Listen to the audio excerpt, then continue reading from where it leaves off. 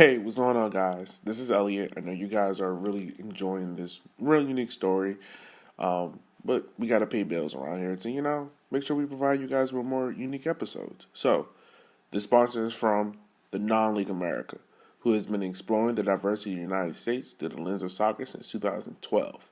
Non-League America makes documentaries highlighting ambitious clubs that are pushing the boundaries of what is possible both within the confines and just outside the system, built without their interests in mind. These clubs are building the foundation of American soccer community from the ground up. So, if you support us, go support them. Check out their latest documentary, Non-League America, Volume 15, More Than Ready, the story of Goldsboro Strike Eagles FC on Facebook or YouTube. And also make sure to follow them and Non-League USA on Twitter or on Facebook. So, with that being said, here's back to the episode.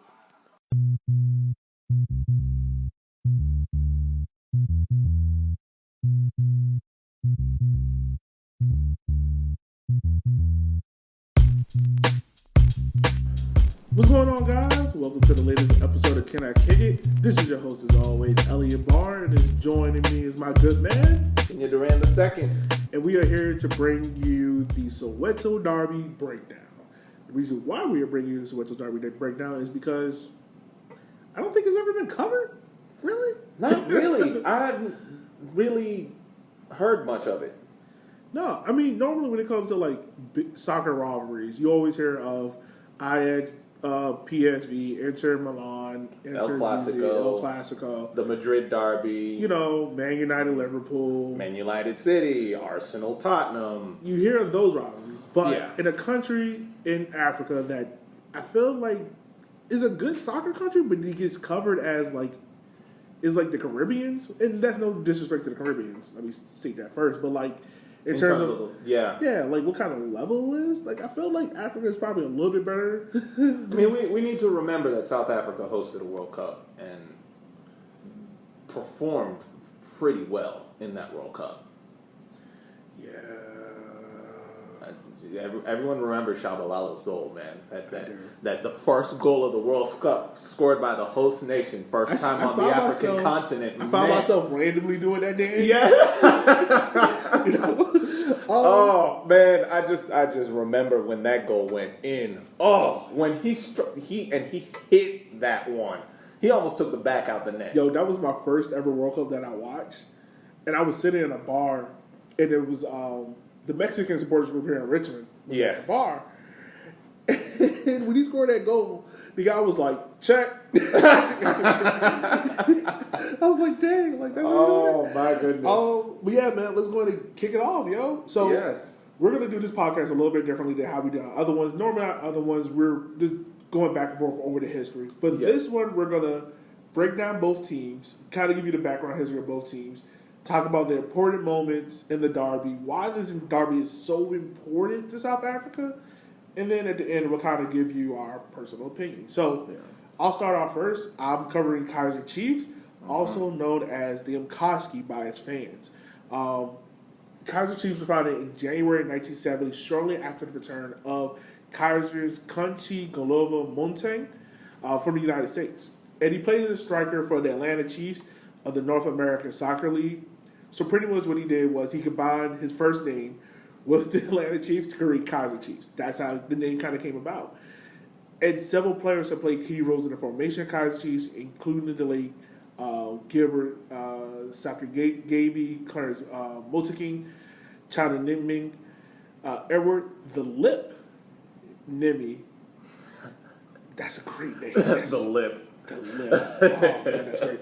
But also about Kaizer Chiefs is their nickname is, like I said, the Mkosi, which means lords or chiefs in Zulu.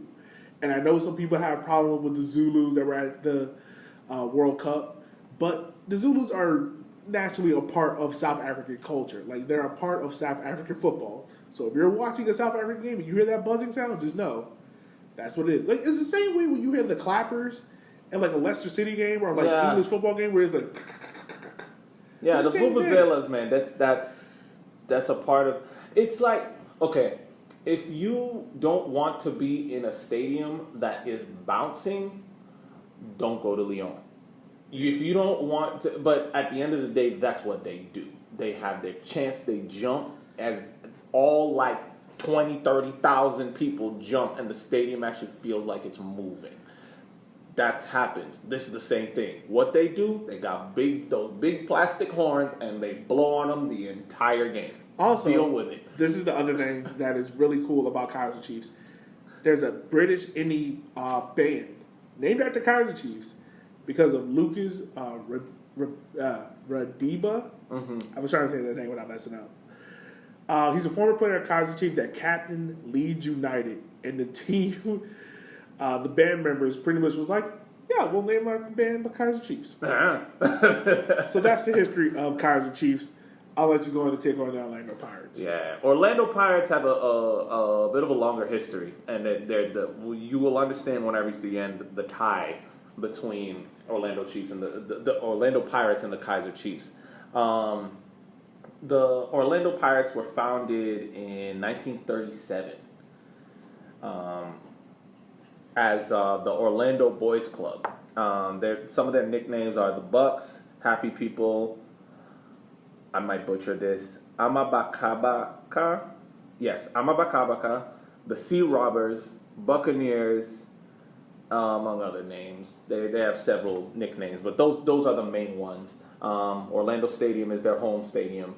The club was, as I said, it's a 80-something-year-old club that has been a mainstay in South African soccer for a long time. It's the oldest football club in South Africa. I think you can equate them in terms of their success rate as almost like the Real Madrid or the Bayern Munich of South Africa in terms of the South African League. They're very dominant, major club. Now, where things kind of turned with regards to the Soweto Derby. Well, first off, the reason why it's called the Soweto Derby is because both Orlando Pirates and the Kaizer Chiefs are both based in Soweto. Soweto is, to give someone who's from the United States a little bit of perspective, Soweto would be to Johannesburg what Brooklyn is to New York. It's a sector of the capital city of Johannesburg. So it's almost like a borough of sorts. So imagine two clubs in the same borough, and that already would cause a little bit of a clash, a little bit of a competitive nature between the fans as well as the players. But what made it worse is that the founder of Kaizer Chiefs was a former Orlando Pirates player. He played Orlando Pirates, went to the United States, played for the Atlanta Chiefs, came back and founded his own club in the same borough as Orlando Pirates. And that's where everything kicked off. From the first game, no one was nice. No, not at all. So this fixture has been played over 71 times. It's been playing the league, the Nedbank Cup, the Telecom BB Cup, and the MNT 8. So I didn't realize this about South African football until I did a little bit more research because I was like, what is this MTN 8? Pretty much what happens is you have the league season, and then they take the top 8 teams from that and play another league season in between having a national cup and a league cup. Yeah. Oh my God, that is a lot of football. So to give you an example of what that would look like, that would look like MLS, pretty much regular season, MLS playoffs, US Open Cup, and then MLS Cup. MLS Cup plus another league where you take the top 8 MLS clubs and put them in another league and have that. So that's a lot of football being played. Now, Kaizer Chiefs lead the overall derby 31-17. There's 24 draws in between. But the thing that makes this derby so interesting is not what happens on the field, because it's not like you have like the big name stars. Yeah. I think it's more so what happens within the stands. Yes. So that animosity of Kaizer starting his own team actually is a big... It's a big turning point. A big turning point in South African soccer history, and also is a big factor in the animosity between the two fan groups. And it was around that time that the Kaizers were formed that Orlando Pirates started to develop a very big fan base. Yeah. So that it's like, it was the perfect storm. So it was a perfect storm. It was that perfect situation where there is such a big fan base now, and now you're going to have an ex-player start a club on our own turf. That wasn't happy. Not to mention the fact that within its first year, Kaizer Chiefs win the league. So to rub salt in the wound, and you had things got really, really, really out of hand with this. And the other thing that's unique about this derby is the amount of players that played on both sides. Like, I think altogether we counted at least like 30. Yeah, 30 players that played on both sides of the Soweto Derby. Just a little. I'm going to open up a little parenthesis here. The reason why I chose the Orlando Pirates to go in depth with is because there is a player who played for the Orlando Pirates who actually came up in the Orlando Pirates. The Young Pirates Crusade is a player who he's my nicknamesake, so to speak, for my high school team. My high school soccer team, they called me Benny because of Benny McCarthy. And because of that, the nickname for my son is Benny. So there's that. Oh. Yeah, so my son's nickname is Benny, and that's because of Benny McCarthy, because they said I played and looked like him back in high school, and they couldn't pronounce my name very well. So back to the back to the fans and how they are in the stadium. Like, literally, when you look at the stadium, it's literally cut down the middle. Yes. So on one side you have Kaizer Chiefs, on the other side you have Orlando Pirates. But the other thing makes the stadium unique is that this game is only played in one stadium. It's only played in one. Like, it's not like they go home and away. Like, it's no, they share the same because stadium. Of how they don't share the same stadium. So like when this fixture comes up, they're like, yo, this game is too big to be played in either one of their stadiums. In that stadium. So we have to play it at the I can't remember the name of the stadium, but it was the one where Shalabala scored the World Cup goal at. It's played there. Yes. But because of like how many people are trying to get into the game, like I was reading the goal article and they kind of compared it to like pretty much take the Super Bowl and put it on the soccer calendar. How many people are trying to get into this game? Like, it is jam packed. Now, granted, the other thing too about this derby is that there has been deaths leading up to the game because of hooliganism, alcohol. People, your team lost. You're trying to hear it, but also like people getting stampeded. Yes, and getting trampled because they're trying to get into the game. So that it's funny you bring that up because I hope it's not funny that I bring up that. No. I'm saying, when I say funny, I mean interesting that you bring that up because the things were really getting out of hand when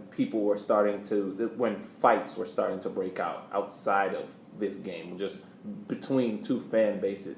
It turned into hooliganism. Yeah. Basically, when you look at some Eastern European clubs and some of the rivalries that go on between Eastern European clubs, sometimes turn into straight street fights, like big gang fights in the streets because of these teams.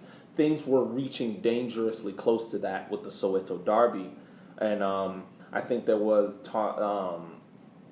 someone had been stabbed to death.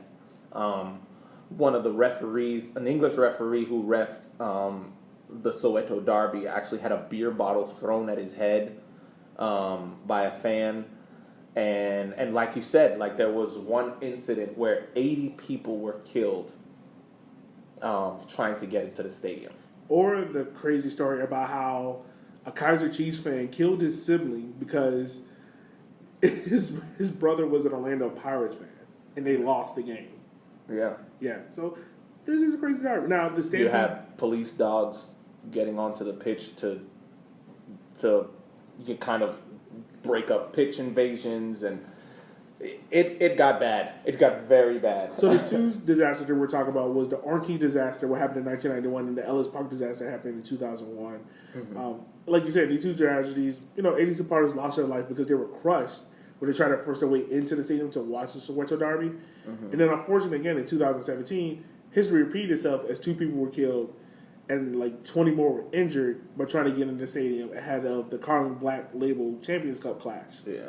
Between the two sides. So it's like... And also that situation, there were some situations of police brutality with regards to that one in 2017, which may have been the cause of the 2 deaths. Yeah. There's still, I guess, in a situation like that, with that much chaos, can you really know, Yeah. The thing about that makes the Soweto Derby so unique is the fact that it's the one derby that I feel like encapsulates African culture to its fullest.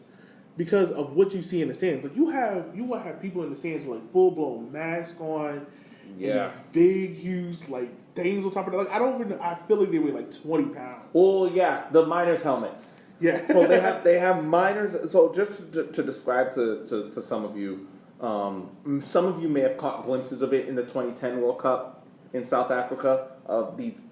It's basically a miner's helmet, like someone who goes in mines and like coal mines or gold mines or whatever helmet, and they adorn them with a whole bunch of decorations, that big flamboyant decorations on these miners' helmets. They put them on, and you'll see pictures, these types of pictures of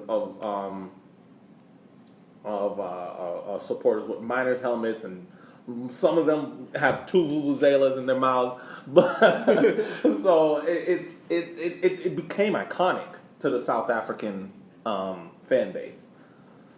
So imagine just a packed, loaded stadium, just jam packed with people, just all of them wearing miners' helmets, vuvuzelas blaring.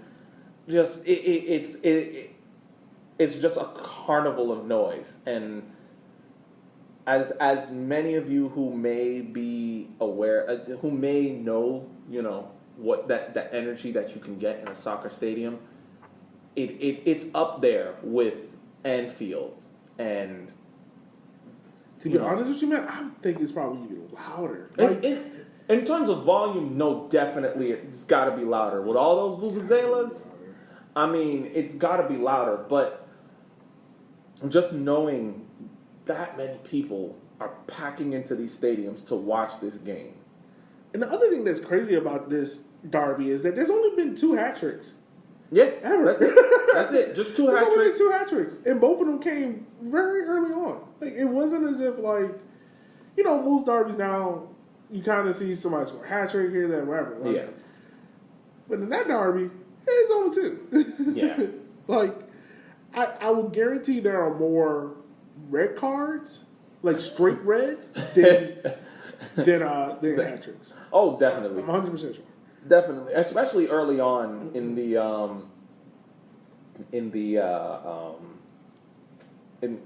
derby, in the history of the derby. Early on in the history of the derby, I could imagine. I think they've had a few games that they've had to abandon.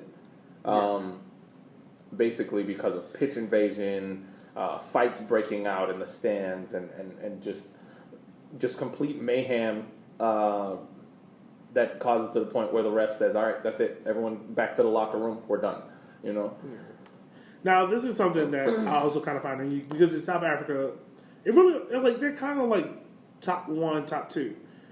Majority that finish 2nd or 3rd, and there'll be another team that pops up here or there. But there's only 1 Champions League between these 2 clubs. Yeah. Which blows my mind, because I would think granted, I know Egypt, Northern Africa kind of has it on lockdown. Yes. But for the fact there hasn't been a lot of appearance between these 2 clubs, and I said CONCACAF. In the African Champions League. African Champions League. Yeah. Is crazy to me. Yeah, well, I mean, there is, like you said, there is that sense. It would be, I think you would be able to compare it to maybe something along the lines of the Intercontinental Derby in Turkey. You know, between Galatasaray and I think Besiktas. Both in the same city, but one is on the European side of the city, the other's on the Asian side of the city. There's a big rivalry there, but you'll never see either one in the Champions League finals, you know, in the UEFA Champions League finals. But, there's still the magnitude of this derby, I think, overshadows most derbies on the African continent, and sometimes even elsewhere. I mean, there's only one other derby I can think of that might be able to catch the lure, and that's the Cairo Derby. Mm-hmm. But outside of that, man, like if you told me like, yo, Elliot, after coronavirus calmed down, you know, everyone vaccinated, we back out here safe, socially distant. Mm-hmm. You could go to one derby in Africa. Which one you're going to? Soweto Derby, hands down. And the nickname for this derby is named, of course, El Clasico. You know, I feel like every big derby gets that name. It's a variation of it, because I think it's El Clasico, actually. Yeah.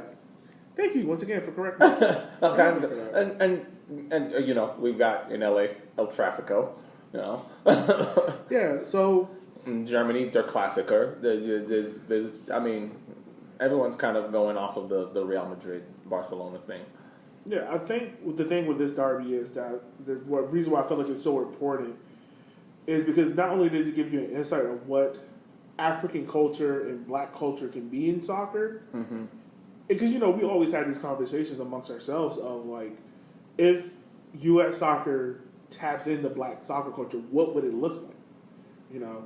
Yeah. What would it look like with the immigrant and African community? What would it look like with the African American community here? What would it look like with the Spanish black community in America? I feel like this gives you a great insight to what it can be, what it can look like. You know, I don't think U.S. soccer will ever reach the level of hooliganism that you see in other countries just because of how American fans are. Yeah. But I do think what you see in the stands, you will see that here. Yes. I do. It's a great insight too. It is. And one thing that kind of makes me feel that it would be extremely interesting to see how far that can go is, like you said, basically you have the Black Caribbean, you know, community, the African immigrant community, you have the Black American community, you have the Latino Black community. That's bringing probably 4 different styles of soccer together. And the mashup, the craziness that you would get from that would be I personally think it would look like a beautiful chaos. And that's something that I'm looking forward to, because I do feel that there is a big growth of soccer awareness in the black community in the United States. And if that continues to grow, man. It's starting to get there. It's starting to get there. It really is. It's much, and the thing about it is it kind of snuck up on us, to be honest with you. It kind of snuck up on us. We were at a point where it was like, oh yeah, if there's any black person you see who's interested in soccer, they're probably African or Caribbean or Black Latino. Not anymore. It's like all of a sudden you have all of these people coming out of the woodworks. Yep, yeah, no, I'm a soccer fan. Yeah, I'm an Arsenal fan. I'm a Barcelona fan. It's like, wait, what? And people who, not just fans because it's cool to be a Barcelona fan or because, you know, Arsenal make good gear that you can rock to the club. It's they actually know about the club. They actually know about, you know, what's going on, and they're following every game, and it's quite interesting. It's quite interesting to see how fast that growth came. And again, like you said, this Soweto Derby can really give us an insight of what things could be and how big that could be in the United States. The black community. I mean, we look at, as much as it hurts me to say, we look at Forward Madison and what they're doing over there. Something like that can be basically a springboard for the Soweto Derby. I mean, we got our own derby. Yeah, we do. So with that being said, man, I think that kind of wraps it up for us on the Soweto Derby. It's a derby that I definitely pay more attention to now too, but it also gives me a place as a person of color and someone from the diaspora.